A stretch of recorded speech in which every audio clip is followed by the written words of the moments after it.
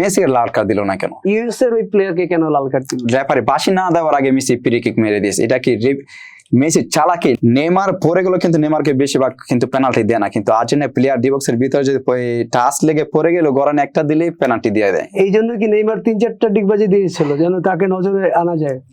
সর্বকালের সেরা প্লেয়ার ধরতে গেলে ভাগ্য দিক দিয়ে আমি মেসিকে একে রাখবো। ব্রাজিল এবং আর্জেন্টিনার যদি সেমিফাইনালে মুখোমুখি হয় তাহলে কি মানে বাইরে খেলা দেখার প্রতি কি নিষেধাজ্ঞা আসবে কিনা? দর্শক সবাইকে নিউজ ফ্ল্যাশ 7 স্বাগতম। আপনাদের সাথে যুক্ত রয়েছি আমি আমিনুল ইসলাম এবং আমার সাথে স্টুডিওতে উপস্থিত রয়েছে মাসুদ ভাই, এবং তিনি কিন্তু একজন ডাইহার্ট ব্রাজিল ফ্যান। তাকে আপনারা হয়তো অনেকেই চিনেন, বর্তমানে কিন্তু সোশ্যাল মিডিয়াতে কিন্তু তাকে খুব বেশি দেখা যাচ্ছে। বলা যায় যে ব্রাজিল ফ্যানদের মধ্যে কিন্তু তিনি ভালো ট্রেন্ডিং এ বর্তমানে অবস্থান করছেন। কি অবস্থা, ভালো আছেন আপনি? আলহামদুলিল্লাহ ভালো আছি, আপনি ভালো আছেন? হ্যাঁ আলহামদুলিল্লাহ ভালো আছি। তো আমরা দেখলাম হাইতির সাথে যে ম্যাচটা হয়েছিল সেই ম্যাচ দেখে আপনি জ্ঞান হারিয়ে ফেলেছিলেন। আপনি নাকি পূর্বে আর্জেন্টিনার ফ্যান ছিলেন, সেখান থেকে আপনি ব্রাজিলে স্থানান্তর হয়েছেন। ওই দিন জ্ঞানটা কেন হারালেন না, এটা একটু সবাইকে যদি বলতেন। এই টিসির এইখান থেকে মনে করেন সবাই আমাকে কান্দে নিচ্ছে, আমি অজ্ঞান হয়ে পড়ে গেছি, সবাই উল্লাস করছে, পুরো টিসি মোড় আমাকে সবাই ঘুরাইছে, সবাই সোশ্যাল মিডিয়া সবাই রিপোর্টাররা জানে আমি হার্ট একজন আর্জেন্টিনা ফ্যান, কিন্তু সবাই তো জানে না যে আমি ব্রাজিলিয়ান ফ্যান। এটা আমি টুকটাক এই যে কন্টেন্ট ক্রিয়েটর বলতে পানি ভিডিও গুলো বানাই। হয়তো সেদিন টিএসিতে প্রথম ছিল হাইতির বিপক্ষে ম্যাচ, আমি টিএসিতে প্রথম ম্যাচ দেখছিলাম, সেই কারণে হয়তো রিপোর্টার অনেকে জানে না যে আমি একজন ব্রাজিল ফ্যান।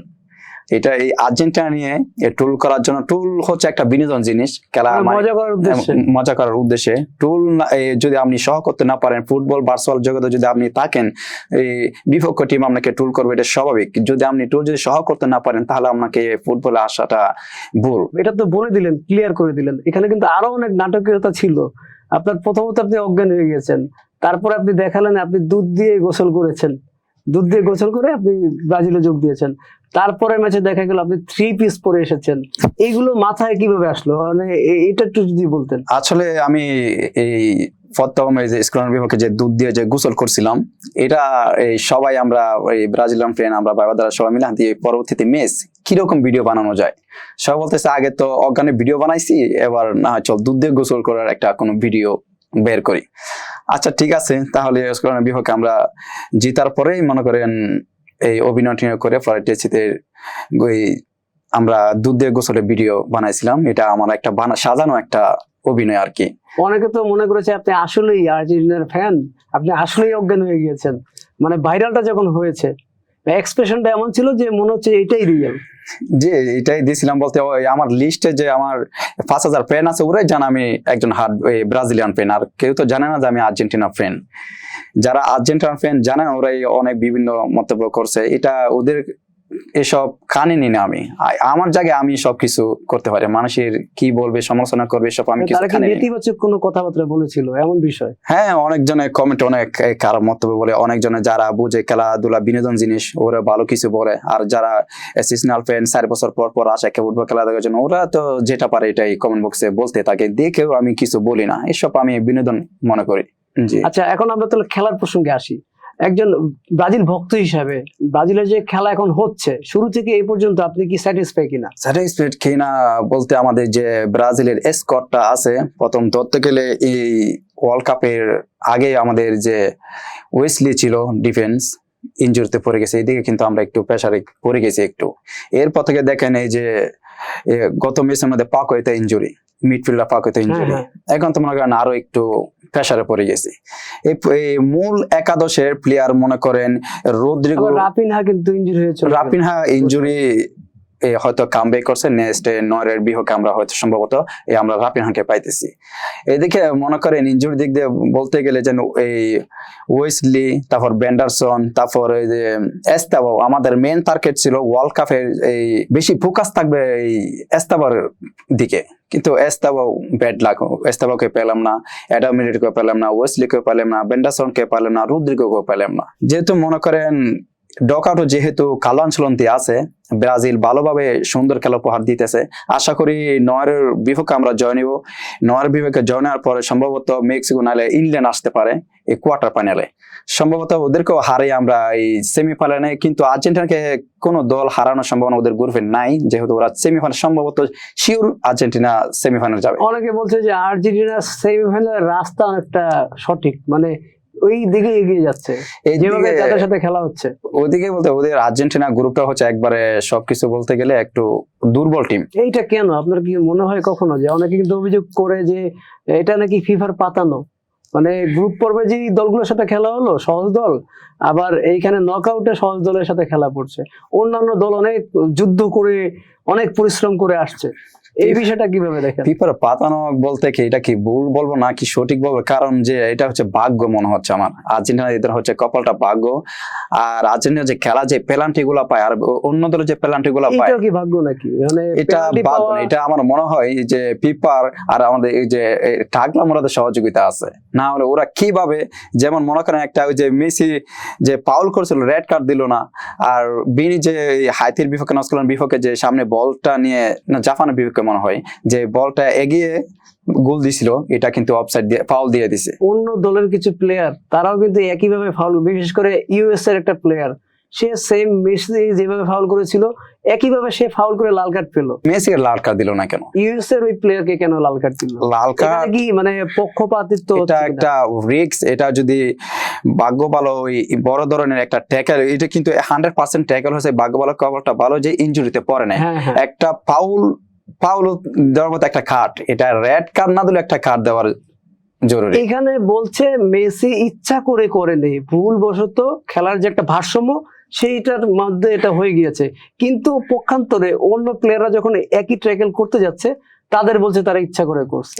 এখন এটা কি মানে অনেকে বলে মেসিকে ফিফা বয়, এই কারণে নাকি? ফিফা বয় বলতে গেলে কেউ নিজের ইচ্ছা মতো ট্যাকেল দেয়, কিন্তু ইনজুরি থেকে পালানোর চেষ্টা করে না। ট্যাকেল বলতে বেশি সিরিয়াসলি হয়ে যায়, ট্যাকেল দেওয়ার সময় সিরিয়াসলি হয়ে যায়, কিন্তু এমন সিরিয়াসলি ট্যাকেল দেয় ওই সময় কার্ড দেওয়ার মতো জিনিস ট্যাকেল হলে কার্ড অবশ্যই দিতে হবে। কেবারদের সাথে যে রাস্তা ফ্রি কিক মারছিল মেসি, কিন্তু রেফারি বাঁশি না দেওয়ার আগে মেসি ফ্রি কিক মেরে দিয়েছে। এটা কি মেসি চালাকি না মেসির কি সবসময় ওদের মেসিকে সবসময় অবজেকশন দেওয়া হয় না? যারা ওইখানে প্লেয়ার ছিল কেপভার্দের, তারা একটা অবজেকশন দিল না কেন? অবজেকশন দিল না বলতে সেকেন্ডের বিতে মেসি ফ্রি কিক মেরে দিয়েছে, তারপর কেবলতে গোলকিপার বুজিনহা তাড়াতাড়ি ওই সেকেন্ড বার যে বলটা রিসিভ করে যদি ধরতে না পারতো তাতে কিছু করে না। এখানে যেহেতু মেসি আছে, ফিফা বয় মেসি, ফিফা বয় এটা অবশ্যই গোল দিত, কিছু করার ছিল না। সেটা তো হতেই পারতো। এটা নিয়ে কিন্তু অনেক কথা কিন্তু হচ্ছে। আমরা ট্র্যাকেল করার জন্য বিশ্ববিখ্যাত যাকে চিনি, রামোস, সে এমন ভাবে ট্র্যাকেল করতো, ডিফেন্ড এমন ভাবে সামলাতো, স্ট্রাইকাররা তার কাছে আসতে কিন্তু অনেক ভয় পাইতো। তো এটা কি রামোসের ভূমিকা কি মেসি মাঝে মাঝে পালন করার চেষ্টা করে কিনা? একটা আছে ট্যাকেল দেওয়ার মতো, অনেকে লেজেন্ডারি প্লেয়ার আছে মানে ট্যাকেল দিলে পাউল হইলেও কিন্তু পাউল ধরা যায় না, লেপারের চোখে পড়ে না এটা কিভাবে পাউল, এটা কার দেওয়া। কিন্তু মেসি যেগুলা করতেছে এগুলা কিন্তু লেপারি দেখেও কিন্তু চোখ এদিকে এড়ে দিচ্ছে, এদিকে। আরেকবার দেখেন তো কিভাবে করে। মনে করেন এই যে গতবার যে পায়ের মধ্যে এই জায়গায় যে পাউল করছিল মেসি, ভাগ্য ভালো পায়ে ভাঙে নাই, লেপারির সময় কিন্তু দেখেও দেখেন এইভাবে ফিরে গেছে লেপারি। কি করবেন? কিছু করে না। এখানে মেসি আছে মানে সবকিছু 100% মধ্যে 70% কিন্তু মেসিকে সাপোর্ট দিচ্ছে, এই আর্জেন্টিনা টিমকে সাপোর্ট দিচ্ছে। না তো 2022 সালে কিভাবে পেনাল্টি পেতে পেতে ফাইনাল পর্যন্ত গিয়ে চ্যাম্পিয়ন হয়। তারা তো বলে এটা আমাদের ফাউল করছে এই জন্য আমরা পেনাল্টি পাচ্ছি। ফাউল কেন আমাদের করে?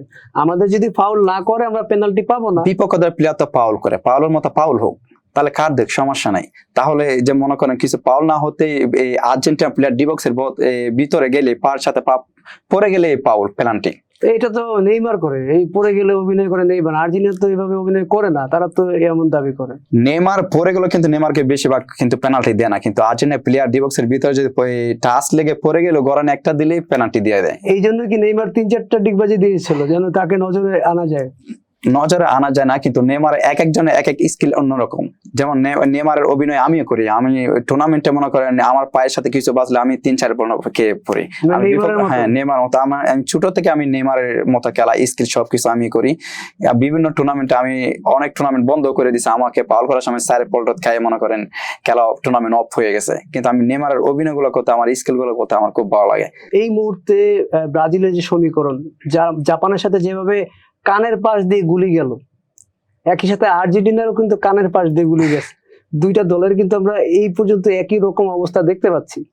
তো এই দল যখন পরবর্তী ম্যাচে নরওয়েকে যদি কোনোভাবে টপকাতে পারে, নরওয়েকে টপকানোর পরে কার সাথে দেখা হবে? মেক্সিকো অথবা ইংল্যান্ড। দুইটা দলই কিন্তু খুবই শক্তিশালী একটা দল। তাদের সাথে জেতার সক্ষমতা ব্রাজিল রাখে কিনা বর্তমান পর্যায়ে যেমন খেলছে? যেমন কথা আছে, বাঁচতে হলে বীরের মতো বাঁচতে হবে। ব্রাজিল নরওয়ের বিপক্ষে খেলে কিন্তু জয়টা নিলে ইংল্যান্ড আমরা পাইতে, মেক্সিকো না হলে ইংল্যান্ড।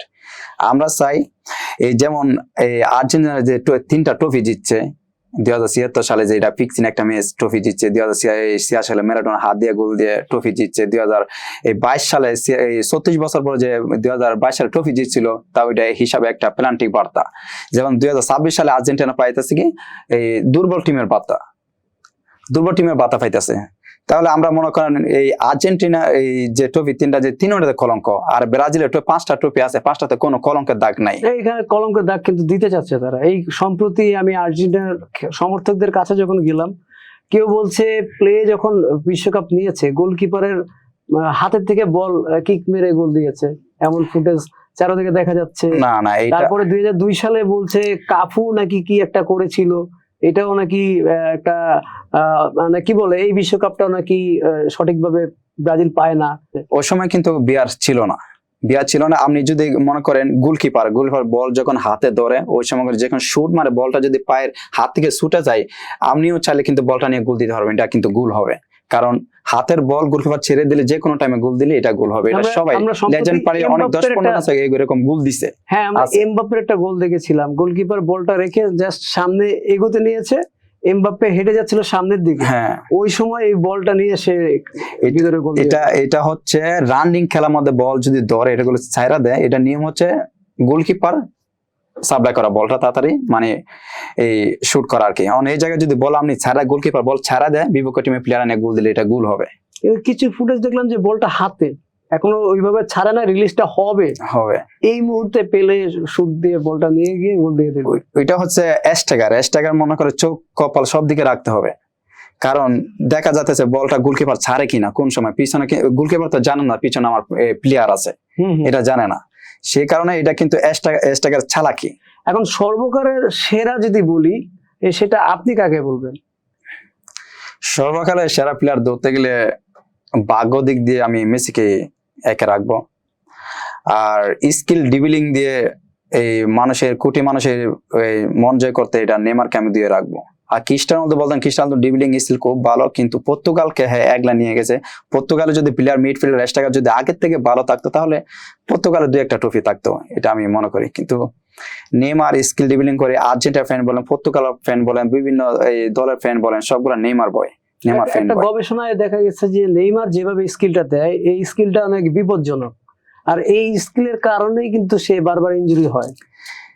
এটা আমি একটু আগে বলেছিলাম, এটা হচ্ছে একটা নেশা, এক একটা প্লেয়ার এক একটা নেশা থাকে। এই যে বারবার ইনজুরিতে পড়তেছে, তারপর স্কিল ডিবিলিং ছাড়তেছে না, স্কিল ডিবিলিং দিয়ে যেতেছে, কিন্তু যে যার পেশা সেটা করতেই থাকবে, এটা কখনো ছাড়বে না। আচ্ছা, নেইমারকে তো আমরা এবার বিশ্বকাপে মাত্র একটা ম্যাচে খেলতে দেখেছি, তা আবার মাত্র 15 মিনিট। এখন নরওয়ের সাথে এবং পরবর্তী ইংল্যান্ড অথবা মেক্সিকোর সাথে যদি ব্রাজিলের খেলা হয়, সেক্ষেত্রে তাকে কি মাঠে দেখা যাবে কিনা, দেখা গেলেও কিরকম পরিমাণে দেখা যাবে? এখন তো অনুশীলন চলতেছে, এই কালো অনুশীলন দিয়ে মনে হয় নরওয়ের বিপক্ষে নেইমারকে শুরু একাদশে রাখবে না, পাকুয়েতার জায়গায় হয়তো দানিলোকে রাখছে। দানিলো থাকবে এমন একটা দানিলো এরকম অনুশীলনে দেখলাম, এই স্কোয়াড নিয়ে খেলাইছে দেখলাম অনুশীলনে, হয়তো দ্বিতীয় এবার নরওয়ের বিপক্ষে 30 মিনিট 35 মিনিট আশা করি নেইমারকে রাখবে, মাঠে নামাবে, এরকম প্রত্যাশা করতেছে। আচ্ছা, তাহলে এই পর্যায়ে আলোচনার এই পর্যায়ে আমরা জানবো যে নরওয়ের সাথে ম্যাচটা কেমন হবে। নরওয়ের আমরা জাপানের সাথে কম্পেয়ার করব। জাপানের সাথে কিন্তু বলা যায় খুবই কষ্ট হয়েছে, তো নরওয়ে তো এর থেকে আরো শক্তিশালী দল। হ্যাঁ, হল্যান্ডকে আটকিয়ে কিভাবে তারা নরওয়ের সাথে 4বার ব্রাজিল মোকাবেলা করছে, 4বার মধ্যে 2টা ড্র, 2টাই কিন্তু নরওয়ে জিতছে।